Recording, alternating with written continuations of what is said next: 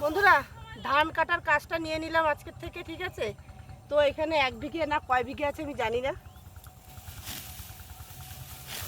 আমি বুঝতে পারছি না এই ধান কাটার পয়সা মানে কত, কিভাবে নিতে হয়, রোজ হিসাবে নেব না বিঘে হিসাবে নেব, এটা আমার জানা ছিল না।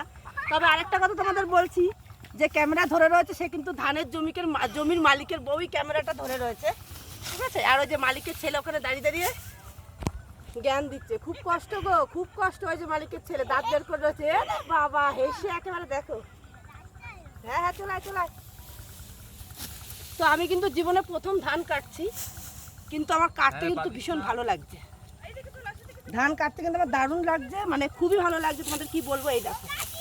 ও বাবা, এই যে তুমি কি জল নিয়ে এসছো? আমি সকাল থেকে ধান কাটছি, কিন্তু জল তৃষ্ণা পেয়ে গেছে আমার। তো যাই হোক, আমি কি ধানটা ঠিকঠাক কাটছি সেটা অবশ্যই কমেন্টে জানিও। আর এটা অবশ্যই জানিও 1 বিঘা ধান কাটতে আমি ক টাকা নেব। আর এই ধানের গাছ আমার গায়ে লাগছে, চুল কাটছে, ঠিক আছে? এই যে এইভাবে ধান আমি কি ঠিকঠাক কাটছি ধানটা সেটাও কিন্তু জানাতে ভুলো না। পুরি বাবা, খুব কষ্ট, খুব খুব কষ্ট। আমি তো তাই বললাম।